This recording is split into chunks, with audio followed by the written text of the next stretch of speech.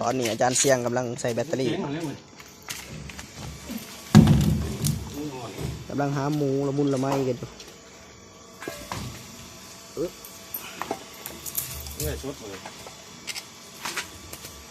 ไอคลิปลงที่ YouTube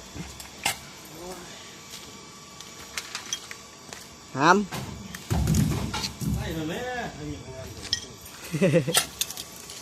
เอาอธิบายหน่อยแบตที่ชีวิตบ่แบตตัวนี้เป็นแบตนาราดาเป็นอะไรงานนี่งานแต่ละมือเมื่อยบ่เมื่อย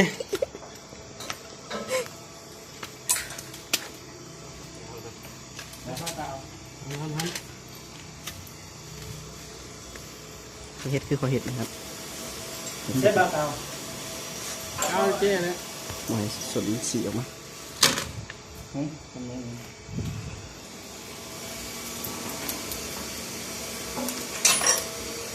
สกัดลั่นกำลังใส่แบตเตอรี่เนาะเพราะอะไรช่วงนี้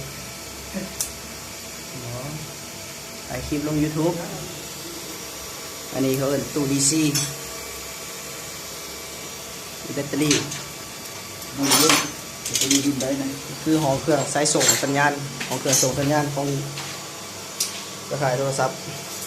เครือข่ายยังกระบอกดอก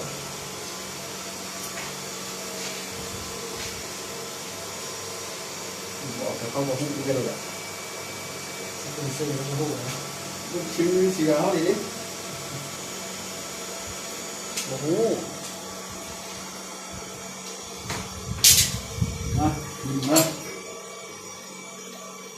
มันยังใส่การได้บ่ดึงนะดึงมาใส่ไม่ได้ไหมเขาดึงมาใส่ไม่ได้เลยมันคิวยังนี่ยังไม่ได้ปลด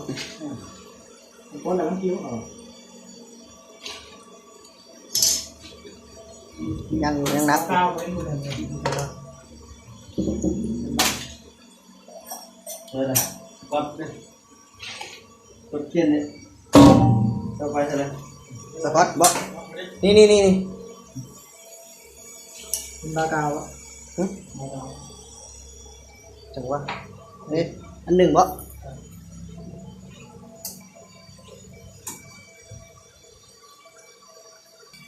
เห็นยังอันนี้ปอแบตปอซีบีนี่บีเท่าไรเนี่ย63แอมแปร์นี่คืนลบตอนนี้กำลังทำการใส่แบตเตอรี่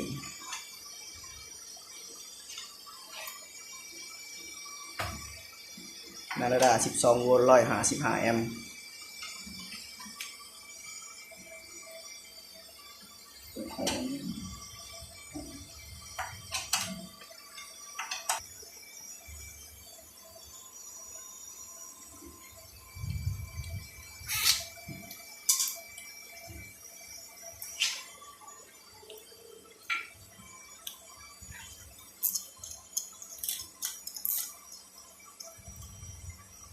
เสียงเด็ด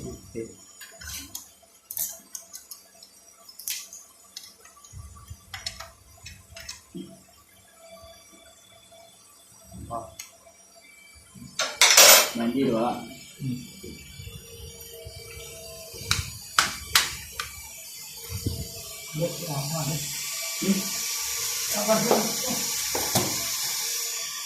ต่อสายกาวนี่เด้อตัวถ้าผมพุ่งมาผมพุ่งมาผมตุ้ม